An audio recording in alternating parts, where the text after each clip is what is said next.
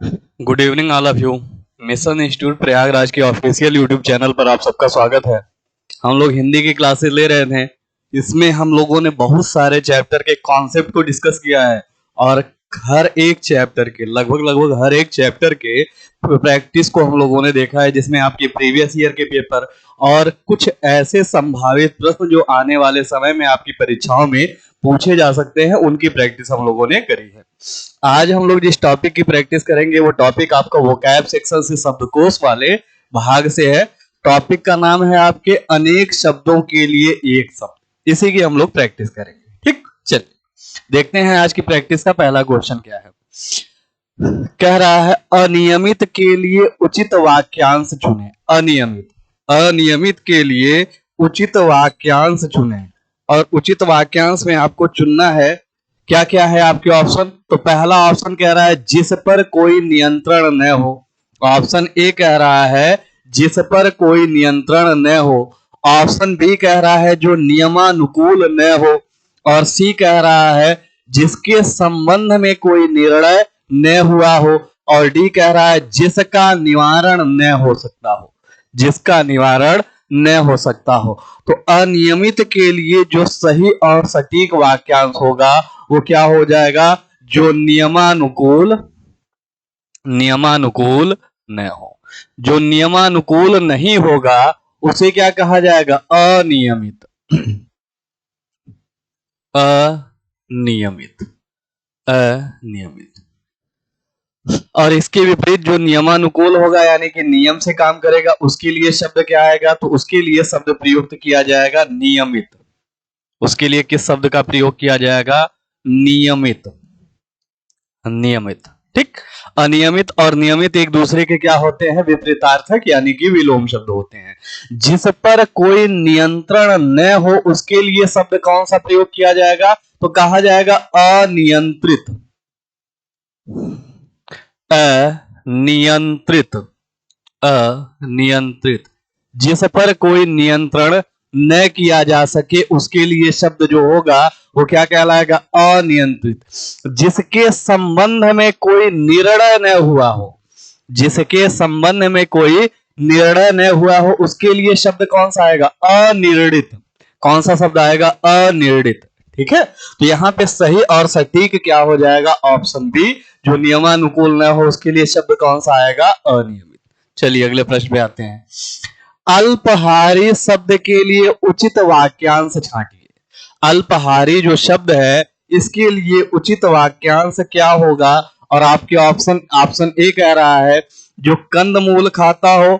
Option B कह रहा है जो फल खाता हो। सी कह रहा है जो पकवान खाता हो। और डी कह रहा है जो कम खाता हो। जो कम खाता हो। तो बताइए यहां पर कौन सा सटीक आंसर होगा, कौन सा सटीक आंसर होगा। अल्पहारी शब्द के लिए वाक्यांश छाटिए तो इसमें सटीक आंसर कौन सा होगा। चलिए देखिए, जो बहुत कम खाता होगा उसके लिए जो शब्द आएगा वो क्या कहलाएगा, अल्पहारी। अल्पहारी। अल्पहारी। अल्पहारी। जो फलों को खा करके जीवित रहता होगा उसके लिए शब्द क्या आएगा, फलाहारी। फलाहारी। उसके लिए शब्द कौन सा आएगा, फलाहारी। जो साग सब्जियों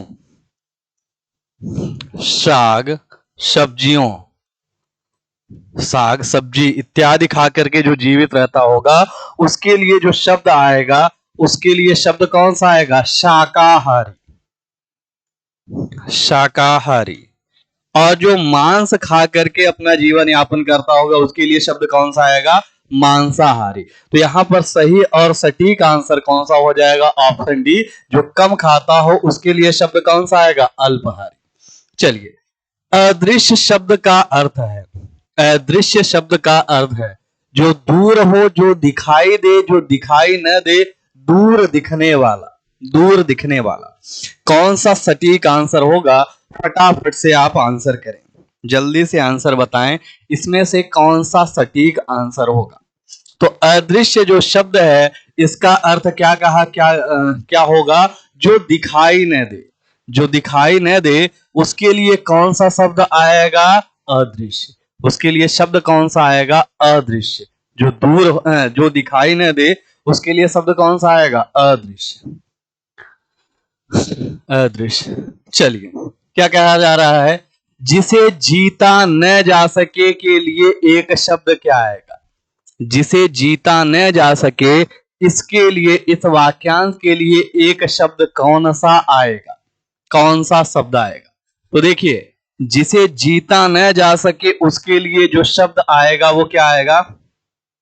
ये अज्ञेय नहीं है, अजेय है। जिसे जीता न जा सके,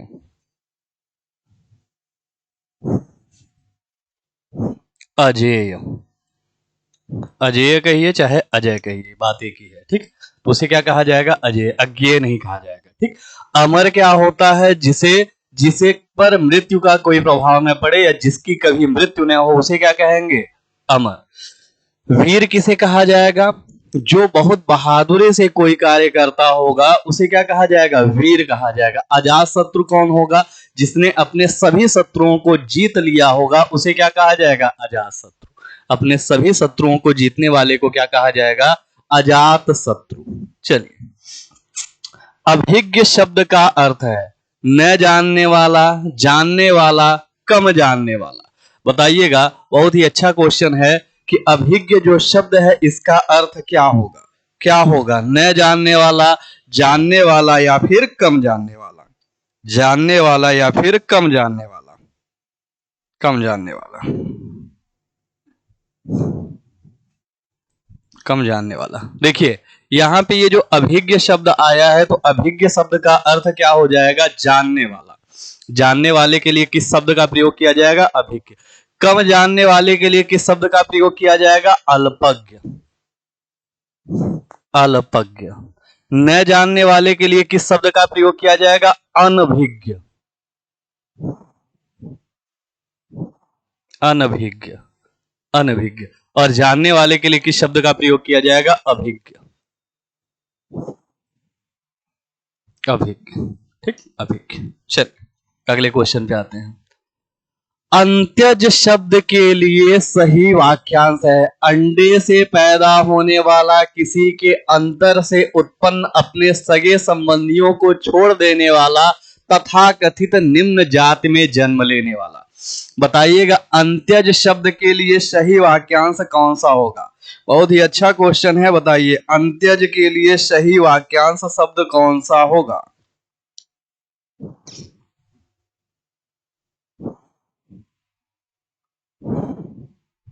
सही वाक्यांश शब्द कौन सा होगा अंत्यज के लिए? देखिए, अंडे से पैदा होने वाला जो होगा उसके लिए शब्द कौन सा आएगा? तो उसके लिए शब्द आएगा अंडज। अंडज। उसके लिए शब्द कौन सा आएगा? अंडज। धरती फोड़कर,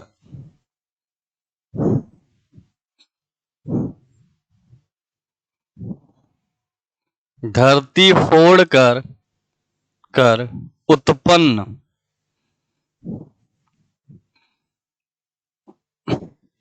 उत्पन्न होने वाला, धरती फोड़कर उत्पन्न होने वाला, ये क्या कहलाएगा आपका? उद्भिज। उद्भिज। उद्भिज। तथा कथित निम्न जाति में जन्म लेने वाले को ही क्या कहा जाता है? अंत्यज। क्या कहा जाएगा? अंत्यज। तो इसके लिए सही और सटीक आंसर क्या हो जाएगा आपका? Option D. ठीक, ऑप्शन डी। चलिए, जिसका जन्म छोटी जाति निचले वर्ण में हुआ हो के लिए उपयुक्त शब्द है। बहुत ही सटीक शब्द इसमें आपको बताना है, बहुत ही सटीक शब्द बताना है। और अभी थोड़ी देर पहले ही आपने क्वेश्चन को डिस्कस किया है। तो अंडे से जन्म लेने वाले को क्या कहा जाएगा? अंडज। ठीक है। और जो तथाकथित निम्न छोटी जाति में जो जन्म लिया होगा उसके लिए जो शब्द आएगा वो शब्द कौन सा आएगा? अंत्यज। उसे क्या कहा जाएगा? अंत्यज कहा जाएगा। चलिए, जिसका जन्म पहले हुआ हो वाक्य के लिए एक उपयुक्त शब्द का विकल्प चुनिए।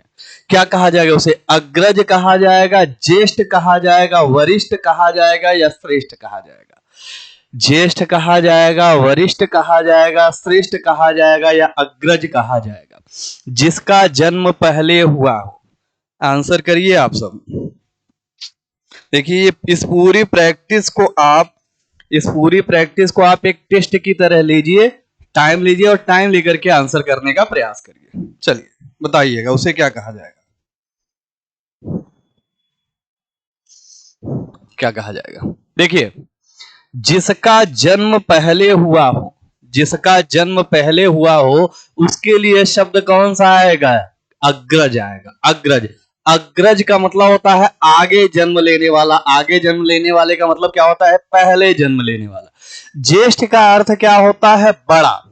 ज्येष्ठ का अर्थ क्या होता है? बड़ा। वरिष्ठ का भी अर्थ क्या होता है? बड़ा। और श्रेष्ठ का अर्थ क्या होता है? महान। श्रेष्ठ का अर्थ क्या होता है? महान। लेकिन आगे जन्म लेने वाले के लिए या जिसका जन्म पहले हुआ है उसके लिए उपयुक्त शब्द जो होगा वो क्या हो जाएगा? अग्रज। अग्रज। चलिए इस क्वेश्चन को देखिए और बताइएगा इसका आंसर क्या होगा। पूछा जा रहा है आपसे, जो मापा न जा सके उसे क्या कहेंगे? अपरिमेय, अमापित, अनुपेय, अपर। क्या कहा जाएगा उसे? क्या कहा जाएगा? जो मापा न जा सके। सही और सटीक आंसर करिएगा। जो मापा न जा सके उसके लिए एक सटीक अर्थ कौन सा होगा? सटीक अर्थ कौन सा होगा? ठीक देखिएगा, जब आप किसी की मापन करते हैं तो उसी को क्या कहा जाता है? उसे आप मापते हैं तो माप करके क्या बताया जाता है? परिमाप। और जिसका परिमाप बताया जा सके या जिसे मापा जा सके उसे क्या कहते हैं? परिमेय। परिमेय। तो जिसे मापा न जा सके उसे क्या कहा जाएगा? अपरिमेय। यहाँ पे सही और सटीक आंसर क्या हो जाएगा? ऑप्शन ए, अपरिमेय। ऐसा व्यक्ति जिसके आने का दिन और समय पहले से निश्चित नहीं होता है क्या कहलाता है? बहुत ही सही और अच्छा क्वेश्चन है। ये बार बार एग्जाम में पूछा जाता है और निश्चित रूप से ये एक आसान क्वेश्चन है। तो इसका आंसर करिएगा कि ऐसा व्यक्ति जिसके आने का दिन और समय पहले से निश्चित नहीं होता है उसे क्या कहा जाएगा? उसे क्या कहा जाएगा? तो देखिए यहाँ पे सही और सटीक जो आंसर होगा वो क्या हो जाएगा? अतिथि। अतिथि। उसे क्या कहा जाएगा? अतिथि कहा जाएगा। चलिए निम्न में कौन सा पीछे चलने वाला शब्द समूह हेतु एक शब्द है? पीछे चलने वाला शब्द समूह हेतु एक शब्द कौन सा है? अनुगत, पिछलग्गु, पिछल, आगत। पिछल, आगत। बताइएगा पीछे चलने वाले के लिए एक शब्द क्या हो जाएगा? आंसर करिए आप सब।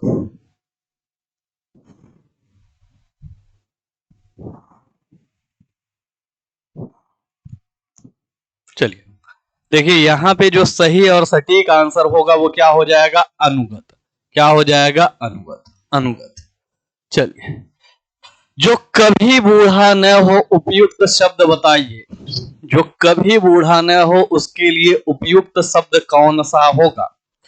जल्दी से आंसर करें। कभी बूढ़ा न होने वाले के लिए उपयुक्त शब्द कौन सा होगा? अमर, अजर, सदाबहार और तरुण। तरुण। यहां पर देखिए, यहां पर ये जो अजर शब्द दिया गया है यही आपका क्या हो जाएगा? सटीक आंसर। और कभी न बूढ़ा होने वाले के लिए जो शब्द प्रयोग किया जाएगा वो क्या किया जाएगा? अजर। तरुण का अर्थ क्या होता है? किशोर। जो नव युवक होगा उसके लिए शब्द कौन सा शब्द प्रयोग किया जाएगा? तरुण। सदाबहार का मतलब क्या होता है? सदा एक सा रहने वाला। सदा एक सा रहने वाला। अमर होने का मतलब क्या होता है? कि जो जिसकी कभी मृत्यु न हो उसे क्या कहा जाएगा? अमर। चलिए जो कानून के विरुद्ध हो उसे क्या कहा जाएगा? वैधानिक, संवैधानिक, निरुद्ध या फिर अवैध? अवैध। बताइए क्या कहा जाएगा? जो कानून के विरुद्ध हो उसके लिए उपयुक्त शब्द कौन सा होगा? कौन सा होगा?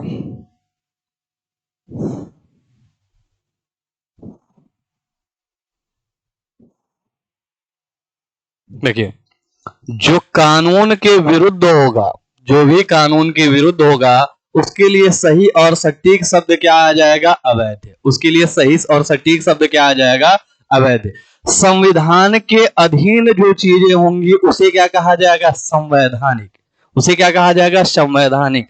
और विधि यानी कि कानून के अधीन जो चीजें होंगी उसे क्या कहा जाएगा? वैधानिक। संविधान के अधीन जो कुछ भी होगा उसे कहा जाएगा संवैधानिक, और विधि यानी कानून के अधीन जो कुछ भी होगा उसे क्या कहा जाएगा? वैधानिक। और जो कुछ भी कानून के विरुद्ध होगा उसे क्या कहा जाएगा? अवैध कहा जाएगा।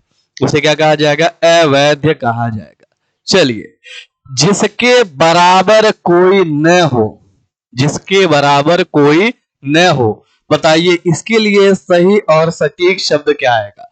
विलक्षण, अनुपम, असाधारण या लोकातीत, या फिर लोकातीत।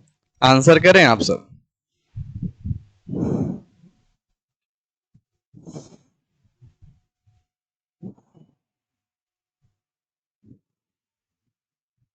चलिए देखिए, विशिष्ट लक्षणों वाला जो होगा उसके लिए शब्द कौन सा आ जाएगा? विलक्षण।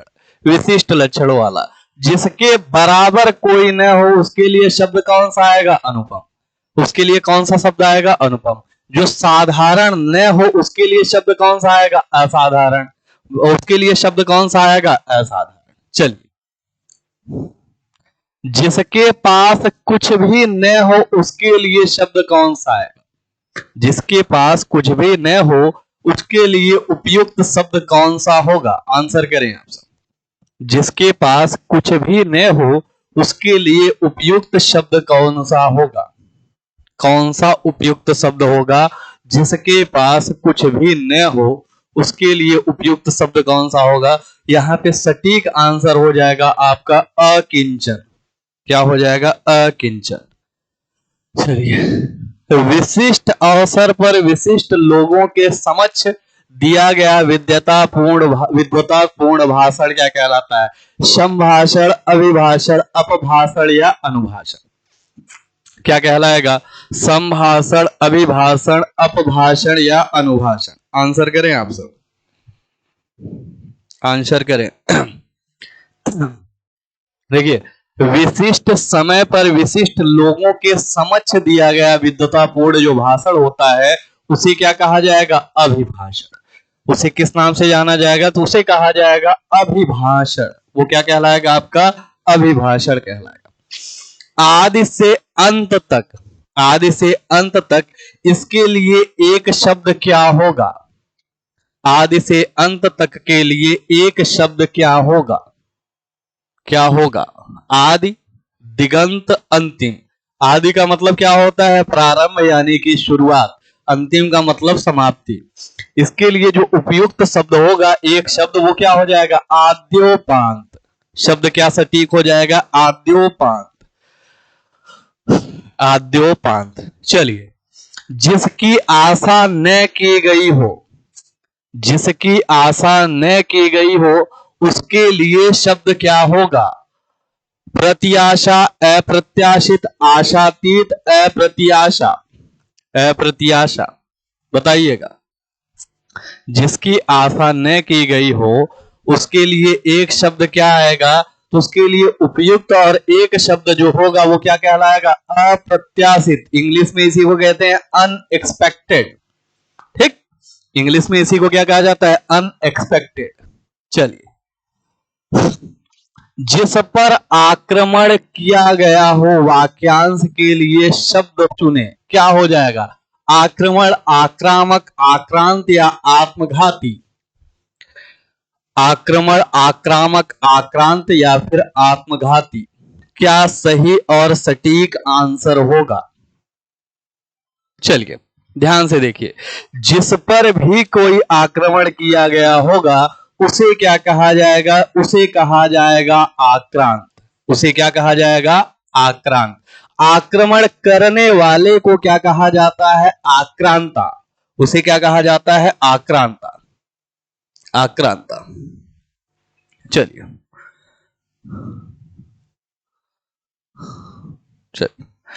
पृथ्वी, ग्रहों, तारों आदि के आदि का स्थान वाक्यांश के लिए एक शब्द होगा। यानी कि इन सभी का जो समावेश होता है उसे क्या कहा जाएगा? समंदर, अंतरिक्ष, धरती या विश्व, उसे क्या कहा जाएगा? अंतरिक्ष। उसके लिए एक शब्द क्या हो जाएगा? अंतरिक्ष। अंतरिक्ष एक शब्द और उपयुक्त शब्द उसके लिए क्या हो जाएगा? अंतरिक्ष। अंतरिक्ष। ठीक, चलिए अगले क्वेश्चन पे आइए। जिसे प्रमाण द्वारा सिद्ध न किया जा सके, जिसे प्रमाण द्वारा सिद्ध न किया जा सके उसके लिए सही शब्द होगा अप्रमाणित। उसके लिए सही शब्द होगा अप्रमाणित, अनुप्रमेय, अप्रमेय या अप्रमाणिक। बताइए इसके लिए सही शब्द क्या होगा? सही शब्द क्या होगा? जिसे प्रमाण द्वारा सिद्ध न किया जा सके, इसके लिए सही शब्द क्या होगा? सही और सटीक शब्द क्या होगा? तो यहां पे सही और सटीक ऑप्शन होगा अप्रमेय।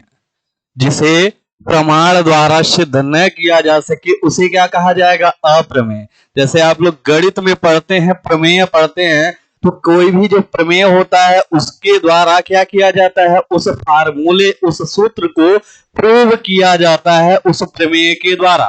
तो अगर किसी को प्रमाण के द्वारा सिद्ध न किया जा सके उसके लिए उचित शब्द क्या आएगा? अप्रमेय। जो प्रमाण से सिद्ध न हो सके उसके लिए उचित शब्द क्या आएगा? फिर से वही क्वेश्चन आ गया है आपका, क्या हो जाएगा? अप्रमेय। क्या हो जाएगा? अप्रमेय।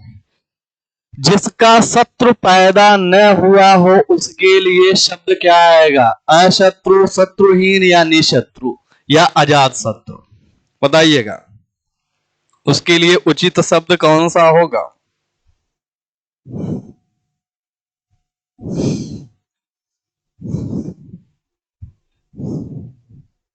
उसके लिए शब्द कौन सा होगा?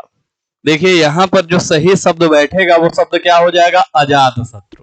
शत्रुओं पर विजय प्राप्त करने वाला है, जिसका कोई शत्रु न हो, शत्रु पैदा न हुआ हो, उसके लिए उचित शब्द क्या आ जाएगा? अजात शत्रु। चलिए, जिसका उपचार न हो सके के लिए एक शब्द होगा। जिसका उपचार न हो सके के लिए एक शब्द होगा। एक शब्द होगा। तो जिसका उपचार न हो सके या जिसका उपचार न किया जा सके उसके लिए शब्द आएगा असाध्य, या फिर उसे कहा जाएगा ला इलाज। ला इलाज। जिसका इलाज न किया जा सके, जिसका उपचार न किया जा सके, उसके लिए सही और सटीक शब्द कौन सा आएगा? असाध्य। चलिए इस क्वेश्चन को पढ़िएगा और आंसर दीजिएगा। वह कवि जो तत्काल कविता करने में कुशल हो, वह कवि जो तत्काल कविता करने में कुशल हो उसके लिए एक शब्द क्या होगा? उसके लिए एक शब्द क्या होगा? जो तत्काल कविता करने में कुशल हो उसके लिए एक शब्द जो आएगा वो क्या कहलाएगा? आसु कवि। शीघ्र कविताएं रचने वाले के लिए एक शब्द क्या आएगा? आसु कवि। किसी राजा के दरबार में कविता पाठ करने वाले को क्या कहा जाता है? राज कवि। कवियों में जो महान होता है उसे कहा जाता है महाकवि। उसे क्या कहा जाता है? महाकवि। शीघ्र प्रसन्न होने वाले के लिए एक शब्द क्या आता है? तो उसके लिए एक शब्द आता है आपका आशुतोष।